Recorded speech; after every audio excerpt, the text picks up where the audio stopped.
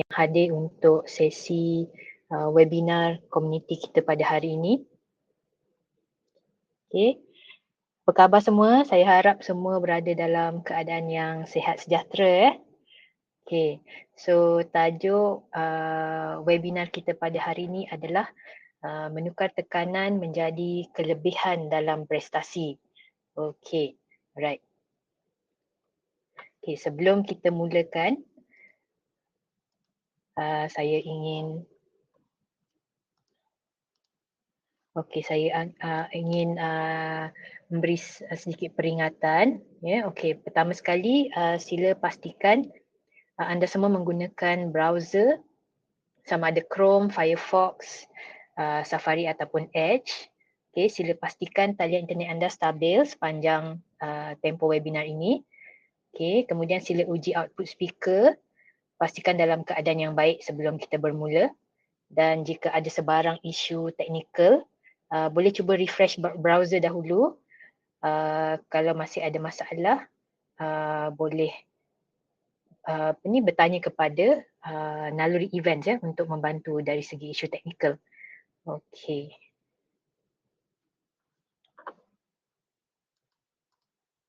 Okey, seterusnya jika ada sebarang soalan, boleh type @hazlin di chat sebelum soalan anda. Okey, sekiranya ingin anonymous, boleh tandakan tick private message, send private message. Okay. Dan untuk pengetahuan semua, slide akan dikongsikan di hujung webinar nanti. Okay. Dan kemudian rakaman webinar akan akan dikirimkan ke email anda, email yang didaftarkan untuk webinar ini. Okay. Selain itu, rakaman kita juga akan dimuat naik ke dalam laman YouTube rasmi Naluri. Okey. Okey.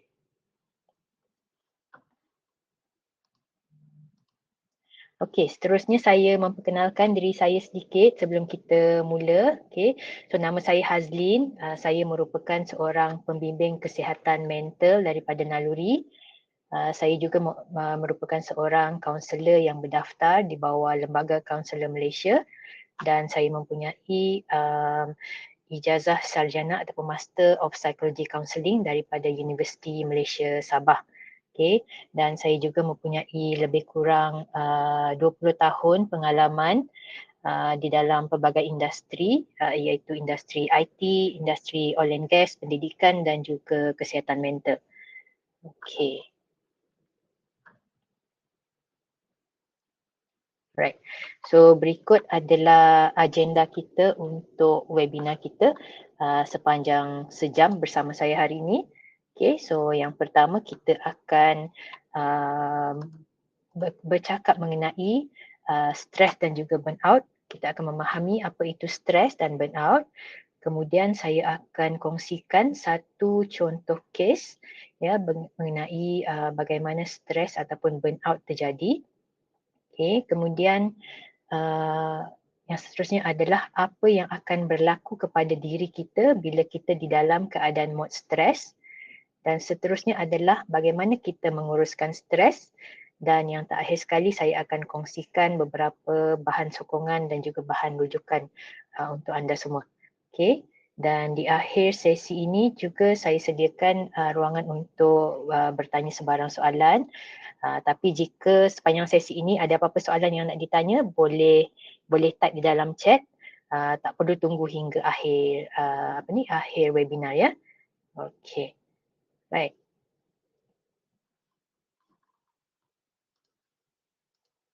Okey.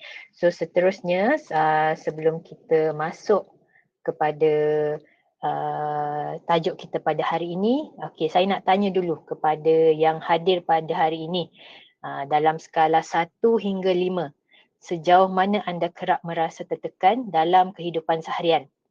Okey, so boleh jawab pada poll yang disediakan. Okey. Boleh jawab antara 1 hingga 5. Okey, saya bagi masa sekejap untuk jawab.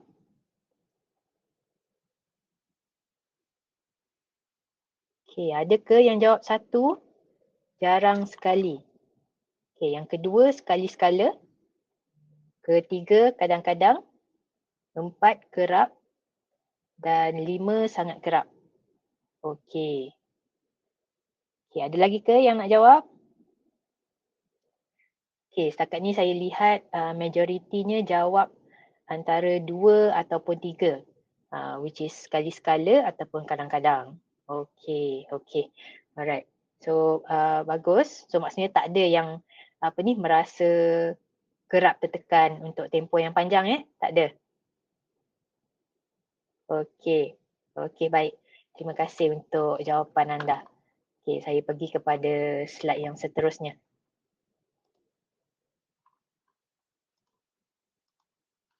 Okey. Okey, so seterusnya saya masuk kepada definisi stres. Okey, so apa itu stres?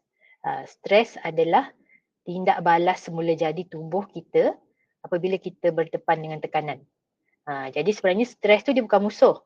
Okey, tapi dia lebih kepada mekanisme tubuh badan kita untuk survive untuk berhadapan dengan stres tersebut. Jadi apabila badan kita rasa terancam, walaupun stres tu bukanlah satu stres ataupun ancaman fizikal, tapi lebih kepada contoh tekanan kerja seperti kerja yang banyak ataupun mungkin kita diberikan tugasan tetapi masa yang diberikan untuk menyiapkan tugasan tersebut mungkin sangat singkat. Jadi tekanan ini akan menyebabkan tubuh badan kita mengeluarkan satu hormon yang dipanggil sebagai hormon kortisol dan juga hormon adrenalin. Okay, so bila badan kita mengeluarkan hormon tersebut, so maksudnya badan kita sebenarnya sedang bersedia untuk berdepan dengan ancaman tadi. Jadi mekanisme ini dinamakan sebagai fight ataupun flight. Okay. Okay, so apa yang berlaku bila badan kita mengeluarkan hormon kortisol dan juga hormon adrenalin? Okay, yang pertama adalah jantung kita akan mula berdegup dengan laju. Kemudian tekanan darah kita akan meningkat. Seterusnya, otot kita pun akan mula untuk rasa tegang dan deria-deria kita juga akan menjadi lebih peka. Seperti fokus kita akan jadi lebih tajam, kita akan jadi lebih sensitif mungkin terhadap bunyi, terhadap cahaya dan sebagainya. Okay.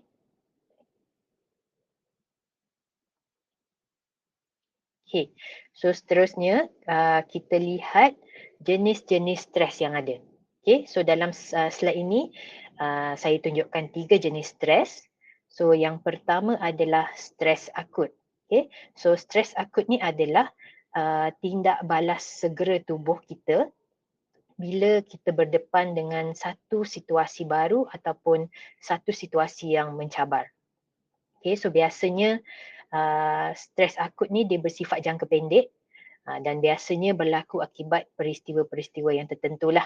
Macam contoh, mungkin bila kita sedang memandu, tiba-tiba kita berdepan dengan satu saat ataupun ketika situasi yang cemas.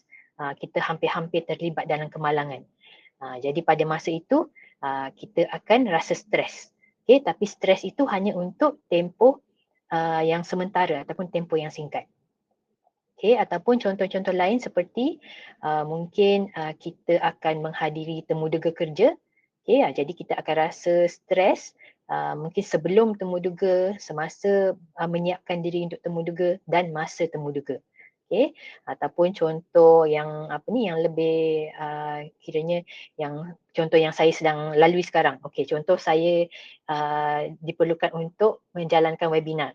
Okay, jadi saya pun akan mengalami satu stres akut di mana saya stres ketika ingin membuat persiapan, mungkin sebelum webinar dan mungkin juga semasa webinar dijalankan. Okay, tapi bila selesai sahaja webinar, saya akan rasa lega. Stres tersebut akan hilang. Okay. So untuk stres akut ni, so tempoh dia adalah antara beberapa minit ataupun mungkin hingga beberapa jam sahaja. Okay. Dan simptom-simptomnya adalah jantung berdegup laju, berpeluh, nafas jadi lebih cepat dan deria juga akan jadi lebih peka. Okay. Dan dari segi emosi pula, saya mungkin akan berasa cemas. Okay, individu itu mungkin akan berasa cemas ataupun mudah marah ketika berada dalam keadaan stres akut. Okay. Right. So apa yang berlaku dalam badan kita ketika berlaku stres akut ni? Okay. So tubuh akan mengaktifkan tidak balas fight or flight tadi.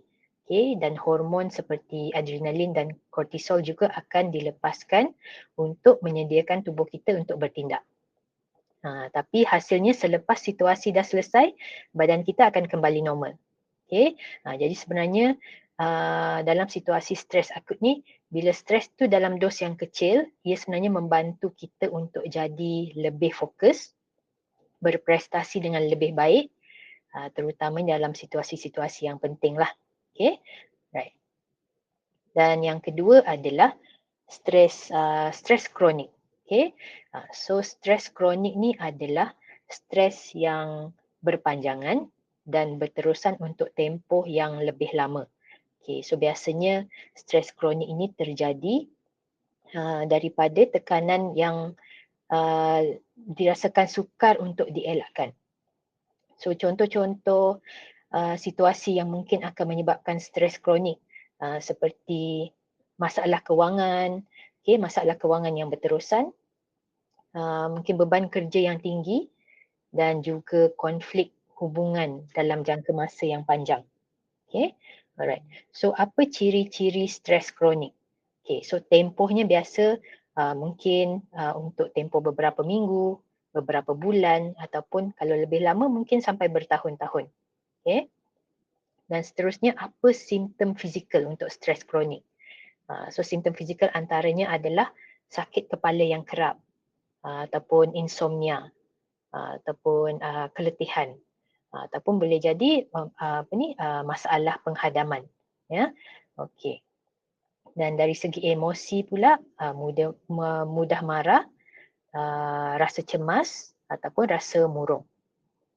Okey. So apa yang membimbangkan bila kita berada dalam stres kronik? So tubuh kita ni akan sentiasa berada dalam mod stres. Okay, jadi ini akan menyebabkan badan kita semakin lama tidak akan mampu untuk berfungsi dalam keadaan yang optimum. Okay. Right. Dan seterusnya, selain daripada itu, stres kronik juga dia boleh meningkatkan risiko penyakit-penyakit fizikal seperti penyakit jantung, tekanan darah tinggi dan juga diabetes. Selain daripada itu, dia boleh juga menyebabkan gangguan kepada kesihatan mental kita. Right? Okay. So jika stres kronik ini tidak diurus dengan baik, jadi ia boleh membawa kepada situasi yang kita panggil burnout dan seterusnya akan menjejaskan kualiti hidup kita secara keseluruhan. Okay, right. Dan seterusnya, jenis stres yang ketiga adalah stres yang berpanjangan ataupun kita panggil as prolonged stress. Okay. Okay. So untuk stres yang berpanjangan ni dia merujuk kepada apabila kita terdedah kepada satu tekanan dalam tempoh yang sangat lama. Jadi dia hampir sama je dengan stres kronik, cuma biasanya stres yang berpanjangan ni dia lebih menekan, okay, tempoh yang lebih lama dan juga kesan yang akan berlarutan. Okay.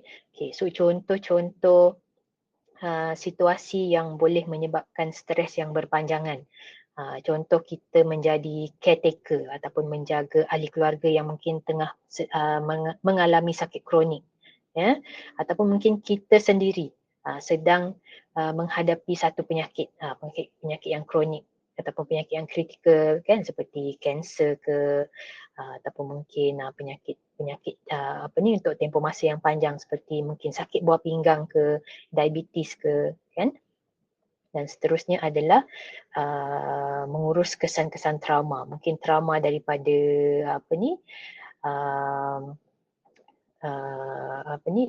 domestic violence contoh, kan, mangsa dera, mangsa pukul, kan. Jadi ini pun boleh menyebabkan stres yang berpanjangan. Okay. Dan apa ciri-ciri stres yang berpanjangan? Okay, antaranya adalah biasanya memakan masa tempoh berbulan-bulan ataupun bertahun-tahun. Okay. So simptom fizikal dia lebih kepada keletihan yang melampau, sakit kepala dan juga masalah penghadaman. Right? Dan simptom emosi pula mudah tersinggung, berlaku perubahan daripada segi mood dan juga kebimbangan. Ya, kebimbangan yang melampau lah, maksudnya anxiety. Okay, right. Dan jika situasi ini berlarutan, okay, so boleh menyebabkan sistem imun badan kita menjadi lemah. Okay, right. So bila sistem imun badan kita jadi lemah, ini boleh meningkatkan risiko jangkitan, risiko menghidapi penyakit-penyakit, boleh memburukkan keadaan kesihatan kita, ya. Dan tanpa strategi pengurusan dan sokongan yang sesuai, so stres ini juga boleh memberi satu kesan jangka pada kesejahteraan mental kita dan juga kesejahteraan fizikal kita. Okay, right. So jika ada apa-apa soalan, kalau tak jelas boleh type soalan di chat ya. Okay. So saya teruskan. Jika ada soalan nanti saya akan saya akan lihatlah. Right. Okay. Seterusnya. Okay. So kalau kita lihat pada slide yang seterusnya ni, okay. So di sini adalah eustress versus distress performance curve ya, ataupun lengkungan prestasi. Okay. So biasanya orang fikir stres ni adalah sesuatu yang sentiasa buruk. Okay. Tapi sebenarnya kalau kita lihat pada graf ni, so tidak semua stres itu memudaratkan. Okay. Okay, so kalau kita lihat, saya terangkan, so untuk paksi yang dekat bawah ni, line kat bawah ni adalah untuk tahap rangsangan ataupun motivasi. Dan untuk line yang menegak ni, paksi yang menegak ni adalah merujuk kepada kecekapan tingkah laku kita ataupun prestasi kita. Okay. Dan lepas tu kita nampak ada satu line lengkungan dekat sini. Okay. So lengkungan yang berbentuk bukit ni, so inilah lengkungan prestasi ataupun performance curve kita. Okay.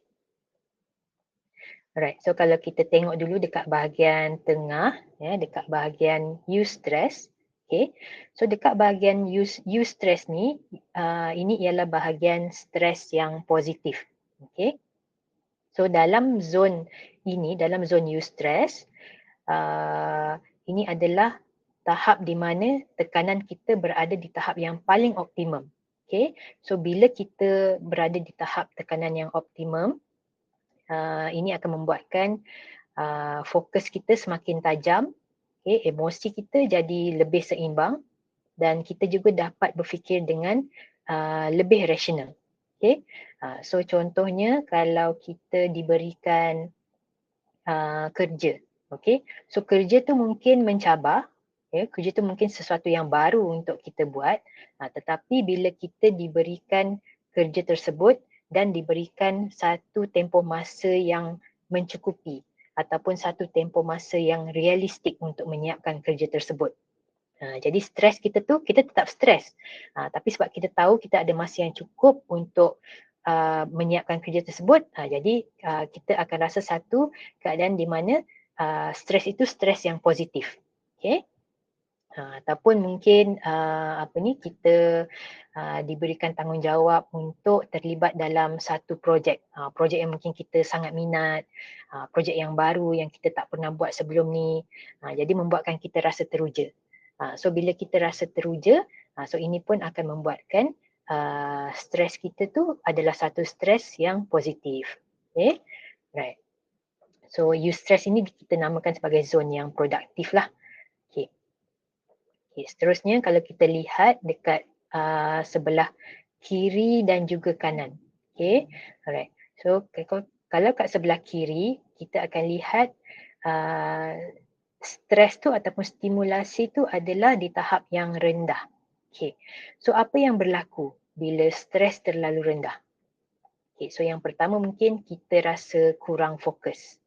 Okay, ataupun mungkin kita rasa bosan sebab dah selalu sangat buat benda yang sama, kita tak rasa ada benda baru, tak ada benda yang mencabar. Okay, so kita akan rasa bosan. Kemudian kita mungkin rasa keliru. Okay, dan yang seterusnya adalah kita tak bermotivasi. Kita tak ada motivasi pun untuk buat. Kalau berkaitan dengan kerja, kita tak rasa motivasi untuk buat kerja tersebut. Sebab kita asyik buat kerja yang sama, tak ada benda baru, kan? Okay, kemudian bila kita tak ada motivasi, so kita juga rasa tak peduli, tak nak buat kerja tersebut. Okay, so keadaan ini dipanggil distress bila kita tak dapat rangsangan yang mencukupi. Okay, so maksudnya bila kita berada dalam keadaan yang terlalu tenang, okay, so ini pun boleh menjejaskan prestasi kita. Okay.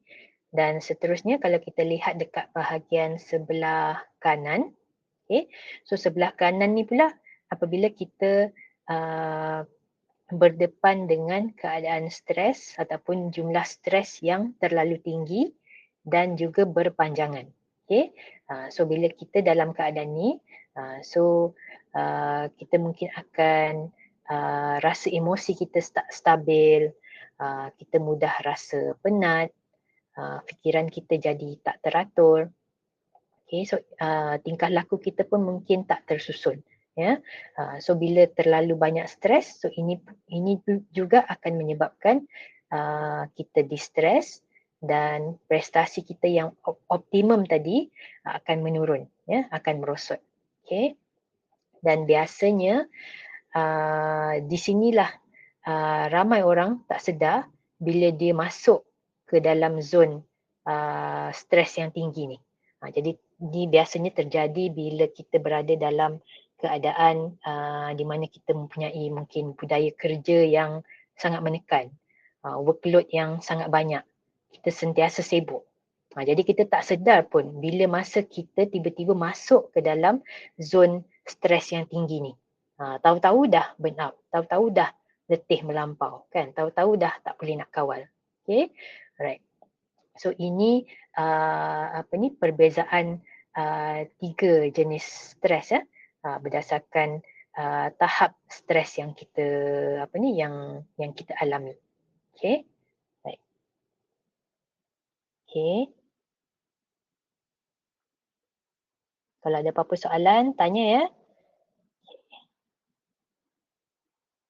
Okay. Seterusnya, okay, kita lihat kepada kesan-kesan stres. Okay. So kalau kat slide ni, kesan stres ni saya bahagikan kepada 2, iaitu kesan dari segi fisiologi, iaitu kesan fizikal. Okay. Dan yang kedua adalah kesan dari segi psikologi ataupun kesan mental. Okay. So untuk kesan fisiologi, yang pertama adalah tindak balas fight or flight kita akan diaktifkan. Okay. So ini adalah yang seperti saya terangkan tadi, tubuh kita akan melepaskan hormon stres seperti adrenalin dan juga kortisol untuk menyediakan badan kita untuk bertindak balas terhadap sesuatu ancaman. Okay. Okay. So apa beza kesan hormon adrenalin dengan kesan hormon kortisol tadi? Okay. So untuk adrenalin, ia akan membuatkan kadar degupan jantung kita meningkat, tekanan darah kita meningkat, dan ia akan menambah jumlah bekalan tenaga kepada badan kita untuk menyediakan tubuh kita untuk bertindak balas dengan cepat terhadap sebarang bahaya yang kita rasakan pada masa tu. Okay. Dan apa pula kesan hormon kortisol? Okey, kesan hormon kortisol ni dia akan menyebabkan peningkatan paras glukosa dalam darah. Okey. Dan yang kedua, dia juga boleh membantu otak untuk menggunakan tenaga dengan lebih cekap. Dan yang ketiga adalah ia akan memberitahu kepada sistem-sistem di dalam badan ni untuk mengurangkan fungsi-fungsi yang kurang penting ketika berada dalam mod kecemasan. Okay, right. Dan seterusnya, bila peningkatan berlaku kepada degupan jantung kita ataupun kepada tekanan darah kita, okay, so jika ini berterusan untuk tempoh yang lama, right, so boleh mengakibatkan kita mendapat penyakit-penyakit seperti darah tinggi, penyakit jantung, right, serangan jantung ataupun stroke. Okay, so maksudnya sangat bahaya kalau keadaan ini berterusan untuk tempoh yang lama. Okay, dan seterusnya, kesan stres kepada sistem imun kita adalah ia akan menyebabkan fungsi imun kita akan tertekan dan menjadi lemah. Right? Okay, so bila sistem imun kita lemah, maka lagi mudahlah untuk kita dijangkiti penyakit, ya, penyakit-penyakit yang biasa seperti selsema, batuk, demam. Okay? Ini disebabkan imun sistem kita dah lemah. Jadi daya upaya untuk melawan jangkitan akan menurun. Okay. Dan seterusnya adalah sistem imun yang lemah juga akan menyebabkan keradangan ataupun inflammation. Okay. So apa yang akan berlaku bila badan kita mengalami keradangan? Jadi ini akan menyebabkan kita mudah untuk mendapat pelbagai masalah kesihatan yang serius seperti penyakit autoimun, kanser, penyakit seperti kayap ataupun thyroid. Ya. So ini penyakit-penyakit yang biasa akan terjadi bila badan kita mempunyai banyak sangat keradangan.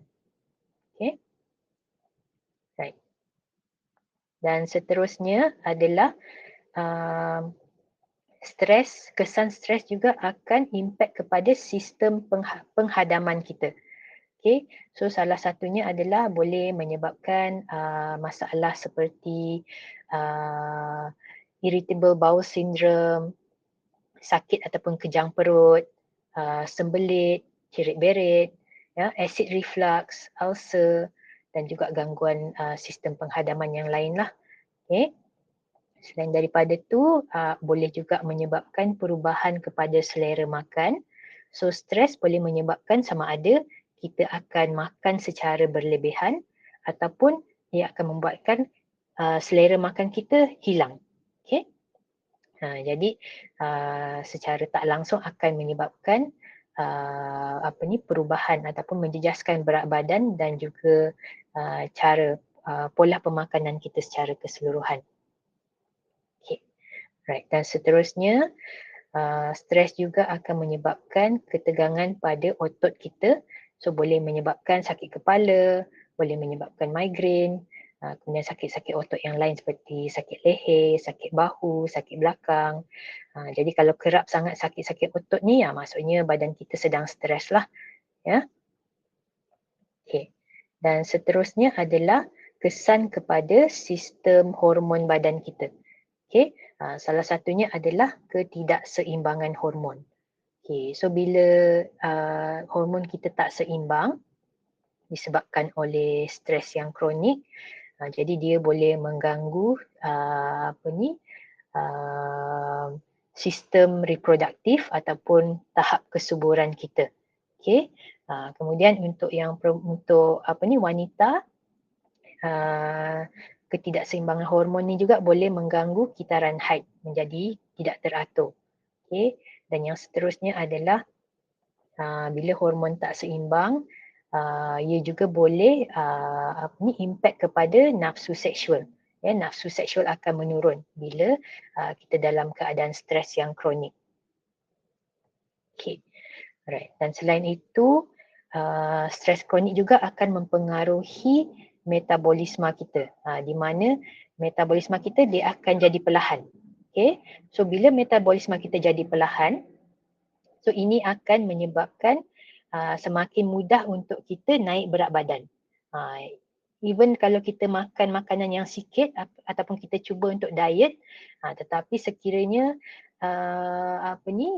berlaku ketidakseimbangan hormon dan metabolisme kita perlahan, jadi kita akan susah untuk turunkan berat badan. Okay. Dan lagi satu adalah akan berlaku pertambahan kepada lemak tepu di dalam badan yang menyelaputi organ, okay, dan akan meningkatkan risiko diabetes. Okay. Dan seterusnya adalah gangguan tidur. Okay. So stres juga boleh mengganggu pola tidur. Sama ada kita mungkin sukar tidur, kerap terjaga ataupun tidur kita tak berkualiti. Right? Okay. So dari segi psikologi pula, apa kesannya? Okay, dari segi mental, yang pertama adalah masalah ingatan dan tumpuan. Kita jadi mudah pelupa, susah nak fokus, lepas tu sukar membuat keputusan. Okay. Dan yang kedua adalah keletihan mental. Okay, so sama juga akan menyebabkan kita susah nak berfikir dengan jelas dan susah untuk kekal fokus. Okay, dan seterusnya adalah kesan daripada segi emosi. Menyebabkan kita mengalami gangguan kebimbangan ataupun kemurungan, iaitu anxiety ataupun depression lah. Okay. Dan sekiranya kita memang ada masalah kesihatan mental, jadi kesan stres ini boleh memburukkan lagi keadaan kesihatan mental kita. Okay, seterusnya adalah kita akan jadi mudah marah dan berlaku perubahan emosi yang menyebabkan mood swing, rasa mudah tersinggung, rasa frust, dan yang akhirnya boleh menjejaskan hubungan kita dengan keluarga ataupun hubungan kita dengan rakan-rakan sekerja. Okay. Dan seterusnya adalah perubahan dari segi tingkah laku. Sama ada perubahan dari segi tabiat pemakanan, okay, ataupun perubahan dari segi penggunaan bahan-bahan seperti rokok ataupun alkohol ataupun bahan-bahan lain. Okay. So jika individu ini menggunakan mekanisme penggunaan bahan ini untuk mengatasi stres, jadi ia akan membawa kepada isu ketagihan lah, seperti ketagihan rokok, ketagihan alkohol ataupun mungkin ketagihan dadah. Okay. Dan yang seterusnya adalah mengasingkan diri daripada orang lain. Jadi kita tarik diri, kita tak nak berinteraksi dengan orang, kita nak sorang-sorang je. Right? Dan yang terakhir adalah simptom-simptom psikosomatik ataupun sakit-sakit fizikal yang disebabkan oleh kesan stres kepada mental kita. So simptom-simptom fizikal yang akan muncul seperti sakit kepala tadi, sakit otot, masalah penghadaman, walaupun sebenarnya kita tak ada sebarang penyakit fizikal, tapi disebabkan stres boleh menyebabkan sakit-sakit kepala, otot dan juga penghadaman tadi. Okay. Baik, setakat ni tak ada soalan ya. Okay. Saya lihat tak ada apa-apa di chat. Kalau ada boleh tanya. Okay. Seterusnya saya pergi ke slide yang seterusnya. Okay, so apa faktor-faktor yang menyebabkan kita stres? Okay, so biasanya kalau di tempat kerja adalah disebabkan beban kerja yang berlebihan. Banyak sangat kerja, banyak sangat mesyuarat, deadline-deadline yang ketat kan. Jadi semuanya mendesak kita. So lama-lama kita akan rasa terbeban, kita akan rasa tertekan. Okay, dan yang kedua adalah kurang kawalan terhadap tugas ataupun keputusan. Okay, so maksudnya bila kita diberikan satu tugas tapi kita tidak diberikan autonomi untuk membuat keputusan untuk tugasan tersebut. Contoh jadual kita tak boleh nak kawal, keputusan kita tak boleh nak kawal. Kita kena buat kerja tu mengikut cara orang lain kan. So kita rasa seperti tak ada kuasa, tak boleh nak buat apa-apa. Jadi ini boleh menyebabkan kita rasa kecewa dan tak berdaya. Okay. Dan seterusnya adalah peranan yang tidak jelas di tempat kerja. Contoh kita tak pasti, tak jelas dengan tanggungjawab kita ataupun mungkin berlaku pertindihan peranan dalam tim kita kan yang boleh menyebabkan kekeliruan ataupun konflik. Okay, right. Dan yang seterusnya adalah ketidakseimbangan kerja dan kehidupan peribadi. Okay, dalam arti kata lain work-life balance lah. Okay. So biasanya ramai di antara kita ni bergelut untuk mencari keseimbangan antara waktu bekerja dan juga kehidupan peribadi. Jadi apabila waktu kerja kita tu dah mula masuk ke dalam waktu peribadi kita, seperti contoh kita layan mesej tentang kerja pada waktu malam, kita bekerja di hujung minggu, ataupun kita sentiasa memikirkan kerja daripada pagi sampai ke malam, kita tak boleh rehat, kita asyik fikirkan tentang kerja je. Jadi lama-lama akan menyebabkan kita rasa letih dan juga rasa tak puas hati. Okay. Dan seterusnya adalah apabila kita mempunyai hubungan tempat kerja yang tak baik ataupun tak sihat lah. Mungkin seperti ada konflik dengan rakan sekerja ke, dengan ketua ke, kan. Jadi bila ada interaksi yang negatif yang berulang-ulang ni, dia akan mengurangkan motivasi, menjejaskan semangat kerja kita. Okay. Dan seterusnya adalah kita rasa kurang sokongan di tempat kerja. Sama ada sokongan emosi ke ataupun profesional, kan. Jadi bila kita tak ada sokongan, so kita akan mudah rasa bersendirian dan juga rasa kita rasa kita seorang bila menghadapi sebarang tekanan. Okay. Dan seterusnya adalah tekanan yang berpanjangan. Okay. So tekanan yang berpanjangan ni maksudnya mungkin kita bekerja dalam persekitaran kerja yang berisiko tinggi, workload yang sentiasa tinggi, tiada ruang untuk rehat, kan. Jadi bila tak ada masa untuk pulih, so kita akan berhadapan dengan tekanan yang berpanjangan. Okay. Dan seterusnya adalah laluan kerja yang tak jelas. So kita tak pasti dengan masa depan kerjaya, kita tak nampak hala tuju kerjaya kita, kan. Jadi ini pun boleh menimbulkan rasa stuck ataupun rasa bimbang tentang kerjaya kita. Dan seterusnya adalah apabila sumber ataupun kemudahan yang diberikan tidak mencukupi. Contoh, bila kita diminta untuk melakukan kerja, tapi kita tak ada alat yang bersesuaian ataupun kita tak diberikan latihan ataupun kita tak mempunyai maklumat ataupun sokongan yang cukup untuk membantu kita untuk menjalankan tugas tersebut dengan baik. Jadi ini pun boleh menimbulkan rasa frust dan akan menyebabkan kita stres. Okay. Dan seterusnya adalah tekanan daripada kehidupan peribadi. Okay, so stres ni dia tak semestinya datang daripada tempat kerja je. Okay, daripada kehidupan peribadi seperti masalah keluarga, kewangan, kesihatan dan tanggungjawab peribadi juga akan memberikan kesan kepada prestasi kerja. Okay, jadi tekanan yang bertindih ini boleh mempercepatkan lagi keletihan emosi. Okay. Okay, slide yang seterusnya. Okay, so slide yang seterusnya kita masuk kepada tanda dan juga simptom burnout. Right. So burnout ni adalah satu keadaan keletihan yang melampau yang melibatkan emosi, fizikal dan juga mental. Okay. So terdapat 3 tanda utama burnout yang sering dikenal pasti. Okay. Yang pertama adalah keletihan emosi. Okay, rasa sangat penat, rasa tak bertenaga, rasa keletihan yang melampau.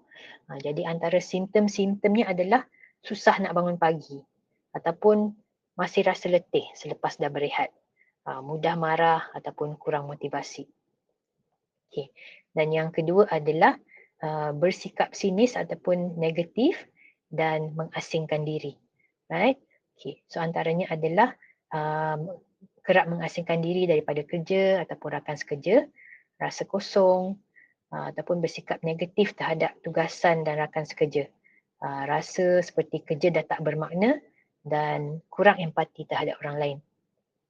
Okay. Dan yang ketiga adalah prestasi akan menurun ataupun kita rasa kita tak mencapai apa-apa di dalam kerja kita. Okay, so antaranya adalah kita akan rasa tidak efektif dan produktif dalam kerja, rasa tak ada pencapaian dalam kerja. So simptom-simptomnya adalah kita akan rasa kurang keyakinan diri, prestasi kita akan merosot, kita akan rasa kerja kita dah tak bermakna dan kita tidak akan mencapai kepuasan dalam bekerja. Okay, right. Okay, seterusnya. Okay, so untuk soalan yang kedua. Okay, pernahkah anda mengalami tanda-tanda burnout? Contohnya keletihan emosi, bersikap sinis atau rasa kurang pencapaian diri. Okay, alright. So, uh, semua boleh nampak ke poll yang kedua ni, soalan yang kedua?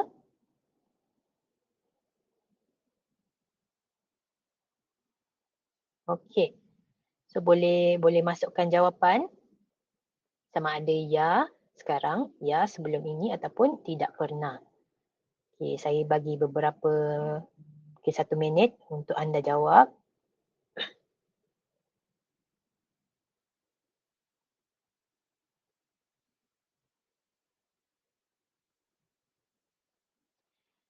Okay, saya nampak ada soalan di dalam chat daripada Muhammad. Okay, sementara tunggu jawapan untuk soalan yang kedua. Okay, saya lihat soalan ni. Puan nak tanya pendapat, macam mana hendak mengatasi orang atasan yang suka mencari salah dalam kerja. Suka cakap pandai tapi beliau tidak memberikan motivasi pun padahal kerja semua dilakukan orang lain. Asyik tai chi ke orang, suka condemn, panggil meeting secara kumpulan tak nak, suka communicate personal, condemn kerja orang, mohon pendapat. Okey, so ini kiranya konflik dengan orang atasan lah ya. Okey, so kalau berdepan dengan konflik dengan orang atasan ni, so biasanya cara bekerja orang atasan ni kita tak mampu nak kawal. Okey, kalau memang dah cara dia macam tu, kita tak boleh nak ubah dia lah. Tapi macam mana kita nak kawal diri kita ataupun kita nak jaga diri kita adalah kita kena cari macam mana cara untuk kita kurangkan stres kita berdepan dengan orang-orang yang susah ni, orang yang susah untuk bekerja ni. Okay, so contohnya ada nanti saya akan tunjukkan beberapa cara-cara untuk kita mengawal stres kita. Okay, so nanti kita lihat dulu cara-caranya. Kalau Muhammad rasa tak menjawab soalan, Muhammad bagi tahu ya. Okay. Okay. Right. So daripada poll yang kedua, okay, banyak majoritinya menjawab ya sekarang. Okay, so maksudnya majoriti daripada anda sedang mengalami tanda-tanda burnout. Okay. Okay. Right. So kita akan lihat kepada slide yang seterusnya. Okay. Seterusnya saya akan kongsikan satu contoh kes. Okay. Right. So untuk memudahkan pemahaman, kita lihat situasi ni. Okay. Okay. So saya memperkenalkan Amy. So Amy merupakan seorang pengurus pemasaran berumur 35 tahun, bekerja di sebuah syarikat teknologi bersaiz sederhana. Okay, so beliau telah berkhidmat lebih kurang 5 tahun. Okay. So pada peringkat awalnya, so Amy ni seorang yang sangat dedikasi, kreatif, mempunyai etika kerja kuat, bermotivasi tinggi, sentiasa hadir ke tempat kerja dan prestasinya cemerlang. Okay, tapi sejak setahun yang lalu, telah berlaku perubahan kepada Amy. Okay, selepas Amy mengambil tanggungjawab tambahan setelah beberapa orang rakan sekerjanya meninggalkan syarikat dan jawatan mereka tu tak diganti. Okay, so maksudnya dia beban kerja dia bertambahlah sebab dia perlu mengambil kerja daripada beberapa orang. Okay, dan seterusnya beliau juga menguruskan projek, mengetuai pasukan serta perlu memenuhi tarikh akhir yang ketat. Okay, so dan tidak mendapat sokongan daripada pihak atasan. Okay, so tujuan saya kongsi senario ini adalah untuk kita lihat bagaimana burnout ni ataupun stres berpanjangan ni dia berkembang secara berperingkat. Okay, so dia tak akan berlaku tiba-tiba tau. Right. So seterusnya. Okay, so apa yang berlaku? So perkembangan burnout dalam diri Amy. Okay, so seterusnya apa yang berlaku adalah yang pertama, berlaku keletihan emosi. Okay, Pada awalnya dia rasa letih setiap hari. Kemudian bila berehat pun masih rasa tak bertenaga. Okey, dan seterusnya dia mula bersikap sinis, rasa negatif dan sentiasa mengasingkan diri. Okey, so maksudnya kurang berinteraksi dengan rakan sekerja, dengan pasukan, menjauhkan diri dari segi emosi. Okey. Dan yang ketiga adalah dia mula meragui kebolehan diri ataupun rasa dirinya tidak berkesan walaupun dia sudah berusaha sedaya upaya. Okey. Right. Okay. So pada ketika ini, adakah antara kita semua yang pernah melihat tanda-tanda ini pada diri sendiri ataupun mungkin pada orang sekeliling? Kalau ada, boleh jawab di chat lah, ada ke, tak ada ke, kan? So boleh reflect balik lah dengan diri sendiri ataupun dengan keadaan sekeliling. Okay. So seterusnya, adalah prestasi Amy juga menurun. So walaupun dia dah kerja keras, tapi dia rasakan seolah-olah tak ada pencapaian yang bermakna. Tahap produktiviti pun semakin menurun, beban kerja semakin banyak, dia mula hilang keyakinan diri, lepas tu kepuasan kerja pun dah semakin kurang. Okay, so walaupun secara realitinya Amy ni seorang yang kompeten, tapi persepsi dia sendiri terhadap dirinya dah berubah. Okay, right. So ini semua disebabkan oleh burnout. Right. Okay. Okay, seterusnya apa kesan burnout ni kepada Amy? Okay, right. So kesannya adalah kepada prestasi kerja ataupun kerjaya dan juga kepada kehidupan peribadi. Okay, so yang pertama untuk kesan kerjaya adalah prestasinya akan semakin menurun. Kemudian beliau akan banyak terlepas tarikh akhir tugasan. Maksudnya tak sempat nak kejar deadline lah. Okay. Lepas tu semangat pasukan pun akan turut terjejas. Okay. Mungkin sebab dia dah kurang memberikan sokongan kepada pasukan, dia dah kurang melibatkan diri dengan pasukan dia kan. Jadi secara keseluruhan produktiviti pasukan tersebut pun akan terjejas juga. Okay. Dan kesan kepada kehidupan peribadi adalah Amy mungkin akan mula mengasingkan diri daripada melibatkan diri dalam aktiviti-aktiviti sosial, tak nak jumpa orang. Hubungan menjadi semakin tegang. Kemudian akan mengalami masalah kesihatan seperti insomnia, tak boleh nak tidur, kebimbangan yang melampau, rasa sakit kepala yang kerap. Okay? Jadi maksudnya bila kita burn out, keletihan yang dialami itu bukan sahaja daripada segi fizikal tetapi juga melibatkan emosi dan juga mental. Okay, right. Okay, seterusnya soalan yang ketiga. Okay, adakah anda dapat mengaitkan diri dengan situasi Amy? Okay, soalan yang ketiga. Kalau ya, boleh jawab ya. Okay. Sama ada sekarang anda tengah mengalaminya ataupun mungkin sebelum ini pernah mengalaminya ataupun tidak pernah. Okey, yang mana satu anda?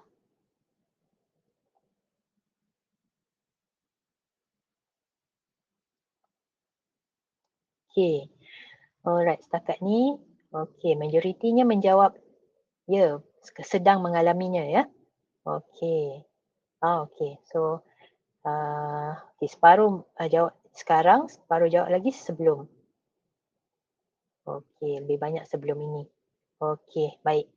So maksudnya majoriti memang pernah mengalami atau sedang mengalaminya. Okey. Seterusnya, kita pergi kepada cara mengenal pasti mod stres anda. Okey. So untuk bahagian seterusnya ni adalah satu kuis ringkas. Okey. So kuis ringkas ni ada 4 soalan. Okey. So boleh jawab untuk diri masing-masing. Boleh ambil kertas dengan pen untuk jawab ataupun kalau nak jawab dalam chat pun boleh masukkan jawapan dalam chat. Okey. Right. So soalan yang pertama. Apabila senarai tugasan anda semakin panjang, apa yang biasanya anda lakukan? Sama ada A, B, C atau D? Okey. Boleh berikan jawapan. Okay, kalau ada yang boleh berikan jawapan dalam chat, saya boleh baca. Okay, so ambil masa 1 minit untuk jawab. Kemudian saya akan pergi ke soalan yang seterusnya.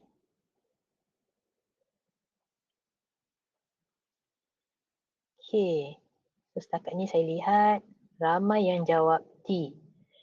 Berhenti seketika dan menyusun semula keutamaan dengan tenang. Okey, baik. Alright, dan ada yang jawab C, mengelak dari melayari media sosial atau menonton secara berlebihan. Okey, baik. Kita pergi ke soalan yang kedua. Okey, soalan kedua. Bos anda menghantar mesej pada jam 9 malam. Apa fikiran pertama anda? Okey, boleh jawab dalam chat. A, B, C atau D?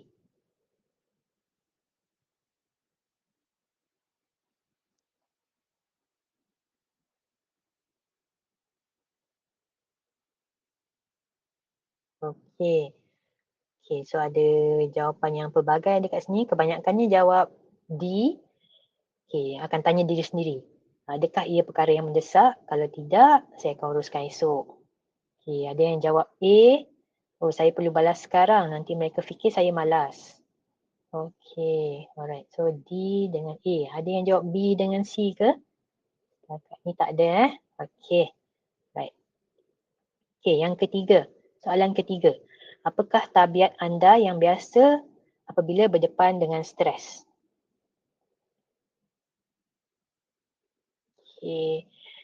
Jawapan A, B, C atau D?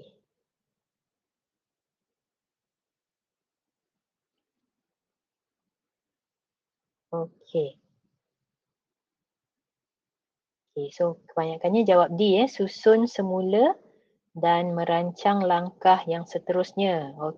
Baik. Soalan yang terakhir. Apakah yang paling membantu anda menguruskan stres? Jawapan antara A, B, C dan D. Bagaimana anda menguruskan stres? Ada yang menyenaraikan tugasan dan teruskan usaha. Ada juga yang berbual dengan seseorang atau menulis jurnal. Ada yang jawab C, mengalih perhatian melalui hobi atau skrin. Dan yang terakhir, ada juga yang jawab D, berjalan kaki, berehat seketika ataupun melakukan roti ringkas. Dan untuk Muhammad, dia akan pergi memancing. Alright.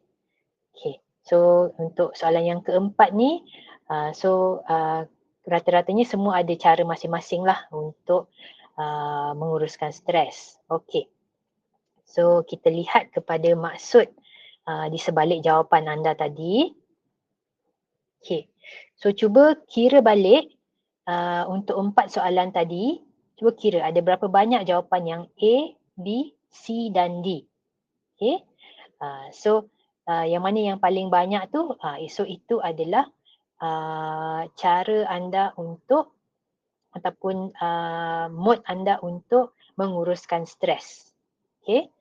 So kalau kita lihat kat sini, kalau jawapan tu lebih banyak kepada A, so maksudnya kita adalah the driver ataupun si penggerak. Di mana kita akan menghadapi stres dengan penuh tekad dan terus berusaha, tetapi berisiko untuk bekerja secara berlebihan sehingga keletihan. Right. So kita ni akan sentiasa push diri kita lah. Dan untuk yang kedua, kalau jawapannya kebanyakan B, so anda ni adalah jenis deep diver, yang suka berfikir, yang suka mendalami situasi kan. Jadi dia akan suka memproses stres dengan banyak berfikir, tapi mungkin boleh menyebabkan terbeban. Right? Dan yang ketiga adalah jika kebanyakannya C, seorang ini ataupun individu ini adalah jenis the procrastinator ataupun jenis yang suka menangguh. So menangguh ni bukannya sebab dia malas, tapi sebab dia cenderung untuk mengelak ataupun menangguh kerja bila berdepan dengan stres sebab ini adalah cara dia untuk melindungi diri dia daripada rasa tertekan. Okey. Dan yang keempat, jika jawapan kebanyakan D, dan saya rasa kalau tengok dari chat tadi banyak yang jawab D. Okey, so maksudnya anda adalah the steady navigator ataupun si pengemudi yang tenang. Okey. So maksudnya anda menguruskan stres dengan cara yang lebih seimbang, mengambil masa untuk menilai situasi dan akan merancang langkah seterusnya dengan tenang. Okey. So ini jenis-jenis ataupun cara-cara menguruskan stres lah. Okey. Alright. Okey, seterusnya saya pergi ke slide yang seterusnya. Okey. So untuk the driver ataupun yang banyak jawab A tadi, okey. So macam mana strategi untuk menguruskan stres anda?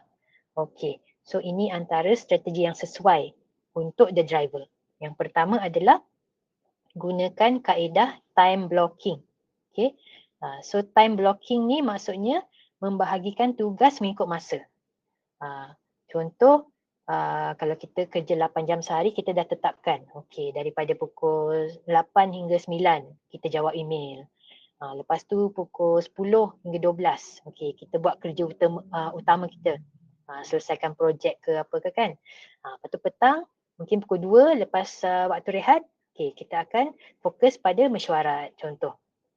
Okay. So ini akan mengurangkan kecenderungan untuk kita multitasking. Okay. Dan yang kedua adalah untuk melatih diri kita untuk berkata tidak ataupun mendelegasikan tugas. So maksudnya kalau kita rasa kita dah terlalu banyak kerja, so kita kena belajar untuk berkata tidak kepada sesuatu kerja yang ingin diberikan lah. Okay. So tak semestinya kita cakap kita tak nak buat, tapi kita boleh katakan mungkin okay, kita boleh cakap okay, minggu ni kita dah busy. Tapi kalau tunggu minggu depan mungkin boleh.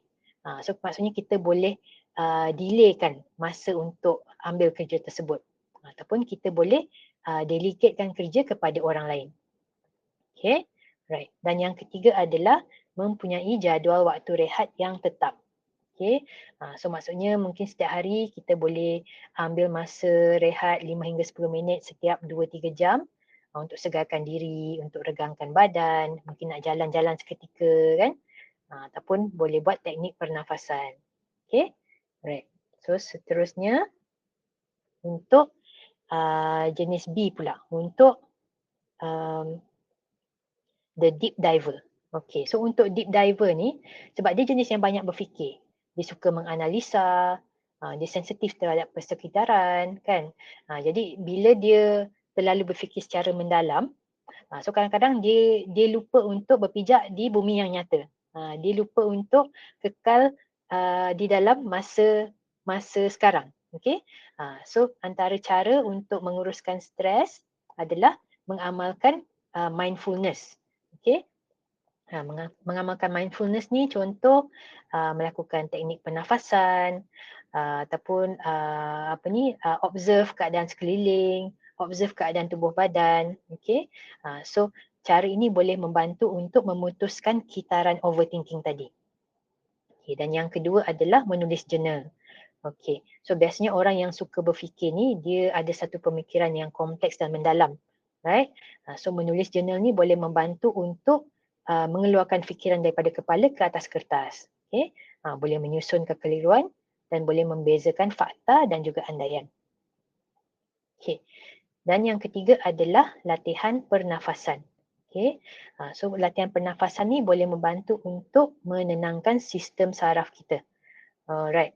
Okay, so saya tunjuk seterusnya teknik pernafasan. Okay, so ini adalah teknik pernafasan yang dicadangkan yang dipanggil teknik pernafasan 478. Okay, so caranya adalah mula-mula kita akan tarik nafas untuk 4 saat, kemudian akan tahan nafas untuk 7 saat ataupun 7 kiraan dan kemudian akan hembuskan nafas perlahan-lahan untuk tempoh 8 saat ataupun 8 kiraan. Okey, alright. So saya sedar masa dah tamat sebenarnya, tapi bagi saya masa beberapa minit ya untuk habiskan. Okay, alright. Okay, so jom kita cuba buat teknik pernafasan ni sama-sama. Right, so saya akan kira. So anda semua fokus, bertenang. Okay, so kita cuba tarik nafas sama-sama. Okay, tarik nafas. 1, 2, 3, 4. Tahan nafas. 1, 2, 3, 4, 5, 6, 7. Dan hembuskan nafas perlahan-lahan. 2, 3, 4, 5, 6, 7, 8. Okay, so ini cara kita nak tarik nafas. So boleh buat berulang-ulang kali untuk membantu menenangkan minda dan juga tubuh kita. Okay, so cara ini pun boleh mengurangkan stres dan kebimbangan dan boleh bantu untuk tidur dengan lebih cepat. Okay, alright. Dan yang ketiga, jenis yang ketiga adalah si penangguh ataupun the procrastinator. Okay, so untuk jenis ini, dia boleh mulakan dengan langkah-langkah yang kecil seperti menggunakan peraturan 2 minit, di mana kalau dia kerap sangat menangguh kerja, okay, so dia boleh setkan masa, okay, tetapkan 2 minit sahaja untuk melakukan sesuatu. Seperti buka dokumen ke, tulis satu perenggan ke, balas satu email ke, kan. Jadi biasanya bila kita dah mula, jadi ini akan membuatkan momentum kita tu akan terbina. Jadi kita akan lagi cepat untuk bergerak untuk melakukan sesuatu tugasan. Okay, dan yang kedua adalah memecahkan tugasan kepada langkah-langkah yang lebih kecil. Contoh, mungkin kita ada satu tugasan besar untuk siapkan laporan. Jadi nak siapkan laporan tu ada banyak sangat pecahan dia. So mungkin kita boleh pecahkan kepada beberapa bahagian seperti nak kumpul data, nak susun rangka, nak tulis bahagian yang pertama dulu ataupun nak semak semula, kan. Jadi kita boleh bahagikan kepada tugasan yang lebih kecil. Okay? Dan yang ketiga adalah untuk memberikan ganjaran kepada diri sendiri atas setiap kemajuan. Jadi ganjaran-ganjaran tu boleh jadi ganjaran yang simple-simple lah. Tak perlulah beli barang-barang yang mahal-mahal, kan. Tapi ganjaran yang simple tu macam contoh, lepas siap satu tugasan kecil, kita rehat 5 minit contoh. Ataupun lepas siap satu tugasan, okey, kita dengar lagu kegemaran ke, kita main game 1-2 minit ke, kan. Ataupun kalau tak puasa, kita boleh minum kopi ke sekejap, kan. Jadi ganjaran-ganjaran ni boleh memberikan kita satu perasaan yang positif untuk terus melakukan kerja kita. Okay, right. Dan seterusnya adalah jenis yang keempat, iaitu the steady navigator. So ini ramai di antara anda semua tadilah. Okay, so kalau anda yang ini, so teruskan amalan ni adalah baik. Okay, so apa yang anda boleh buat adalah jadualkan masa untuk diri sendiri. Okay, so banyakkan me time, luangkan masa untuk berehat, lakukan hobi.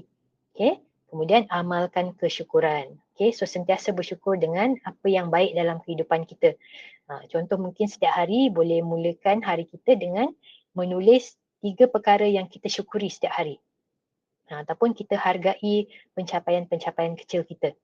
Okay, right. Dan yang ketiga adalah berjalan secara sedar ataupun mindful walking ataupun melakukan regangan-regangan ringan. Jadi maksudnya semasa kita berjalan, kita kira langkah kita, kita sedar langkah kita besar ke kecil, kita sedar pernafasan kita, okay?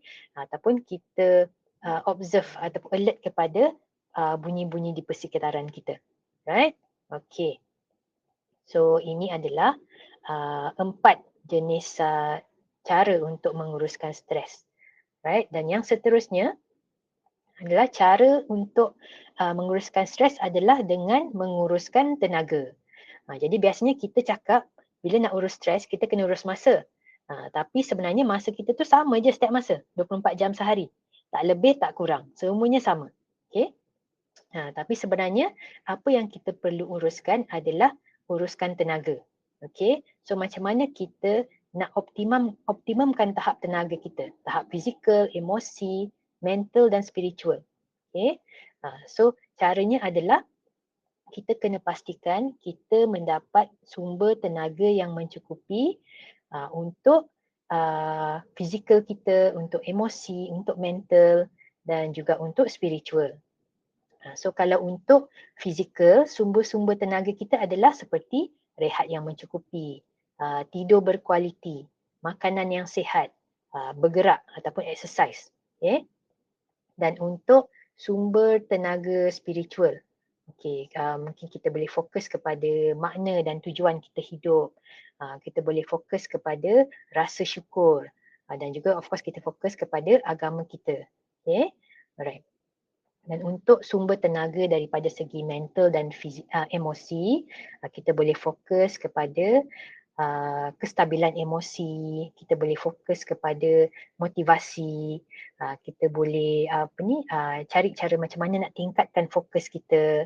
Okay? So antaranya adalah berehat daripada skrin, berbual dengan orang yang dipercayai, menguruskan fikiran kita dan juga mengamalkan mindfulness. Okay? Okay, dan seterusnya adalah detox digital.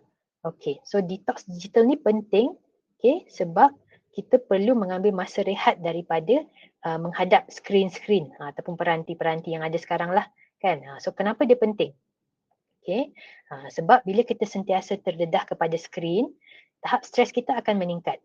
Otak kita akan sentiasa dalam mode alert. Okay, so kita kena cari masa untuk detox digital, untuk rehat daripada menggunakan skrin supaya boleh meningkatkan kesejahteraan kita secara keseluruhan dan mengukuhkan hubungan kita dengan orang sekeliling. Selain itu boleh meningkatkan kecekapan dan keberkesanan dalam tugasan. Okay. Alright. So mungkin cara praktikal untuk detox digital ni mungkin kita boleh setkan masa 30 minit ataupun sejam sebelum tidur. Kita tak akan pegang telefon, tak akan tengok laptop, tak akan tengok mana-mana skrin. Ataupun kita boleh tetapkan phone kita kepada mode do not disturb. Supaya tak ada notification yang masuk. So boleh guna cara ini untuk detox digital. Dan seterusnya, ini adalah slide yang terakhir. So secara kesimpulannya, bila kita nak menguruskan tekanan ataupun menguruskan stres, yang pertama sekali kita kena ingat bahawa kita boleh mulakan dengan langkah-langkah yang kecil je. Seperti menghargai diri sendiri. Dan yang penting, kita tak perlu rasa stres untuk cuba semua langkah-langkah yang saya kongsikan tadi. So banyak sangat strategi tadi, so boleh pilih satu ataupun dua dan cuba buat. Macam contoh teknik pernafasan ke, kan, kalau rasa sesuai boleh cuba yang ini. Ataupun boleh jadualkan rehat, boleh berkata tidak. Jadi daripada banyak-banyak strategi yang diberikan, boleh cuba satu ataupun dua dan tengok yang mana yang paling bersesuaian untuk menguruskan stres kita. Okay, alright. Okay, dan seterusnya sebelum kita pergi kepada sesi soal jawab, jika ada sebarang soalan, saya nak kongsikan beberapa slide sokongan. Yang pertama sekali, jika ada di antara anda memerlukan sesi konsultasi one-on-one, boleh scan QR code yang ada di skrin ni, untuk tetapkan appointment lah, right? Dan yang seterusnya adalah untuk mendapatkan penilaian kesejahteraan emosi secara percuma, boleh juga scan QR code yang ada dekat skrin ni. Dan yang seterusnya adalah boleh download Naluri app ataupun layari Naluri web untuk bersembang dengan pembimbing kesihatan mental daripada Naluri. So boleh scan antara dua QR code ni. Yang atas untuk download app ke dalam telefon, yang kedua ni adalah untuk akses melalui web. Right. Dan seterusnya untuk mengikuti perkembangan Naluri di dalam media sosial kami, boleh scan QR code di sini untuk add kami di Facebook ataupun di Instagram. So kami akan sentiasa berkongsi mengenai isu-isu berkaitan kesihatan dan juga kesejahteraan. Alright. Dan jangan lupa untuk isikan feedback form yang diberikan. Boleh klik kat sana untuk isikan feedback form. Kemudian slide telah pun di-uploadkan, boleh download ya, siapa yang nak download. Alright, so saya kembali semula kepada soalan. Untuk soalan Muhammad tadi, ke menjawab ke strategi-strategi yang diberikan tadi? Okay, so saya ingatkan kita tak boleh nak kawal orang tersebut, kita tak boleh ubah cara dia bekerja. Tapi yang penting adalah kita kena ubah cara kita mengatasi stres kita dengan cara-cara yang saya berikan tadilah. Okay, right. Dan kemudian soalan daripada Nurin. Okay, saya selalu setkan positive mindset setiap kali orang atasan attack. Tapi ada saja tak kena, tapi tak nak dengar pendapat orang. Adakah itu bagus untuk saya sebab saya macam overcome the stress dengan mindset sedangkan deep down ingat kata-kata orang atasan and memang burn out. So saya risau method saya salah dan boleh lead to depression. Okay. So setkan positive mindset tu bagus tapi apa yang Nurin risaukan tu valid lah. Maksudnya kalau terlalu positif pun boleh menyebabkan burnout juga, boleh menyebabkan isu kesihatan mental juga. Jadi caranya yang Nurin boleh lakukan untuk mengawal stres ataupun mengelak daripada burnout sama saja seperti strategi yang saya dah kongsikan tadi. Selain daripada sentiasa berfikiran positif, boleh cuba cara-cara yang saya dah kongsikan untuk bantu untuk mengawal stres. Jadi sama juga dengan soalan Muhammad tadi. So soalan ni pun sama. So kalau orang atasan tu kerap attack, tak nak dengar pendapat semua, so kita tak boleh nak kawal cara orang tu bekerja. Tapi apa yang kita boleh kawal adalah macam mana kita berhadapan dengan situasi tu. Okay, apa yang kita buat untuk kurangkan stres, untuk regulatekan balik emosi kita. Okay, menggunakan cara-cara ataupun strategi-strategi yang saya dah kongsikan tadi. Okay, right. So saya harap menjawab soalan. Okay, ada soalan lain sebelum kita akhiri sesi kita hari ini? Ada? Okay, untuk feedback form yang belum jawab, saya mohon kalau boleh tolong jawab ya. Feedback form. Okay, right. Kalau tak ada sebarang soalan, saya ucapkan terima kasih kepada semua kerana meluangkan masa untuk hadir kepada webinar kita pada hari ini. So saya doakan semua berada dalam keadaan yang sihat dan dapat menguruskan stres dengan lebih baik selepas ni. So insyaAllah kita berjumpa lagi dalam sesi webinar yang akan datang. Terima kasih semua. Assalamualaikum.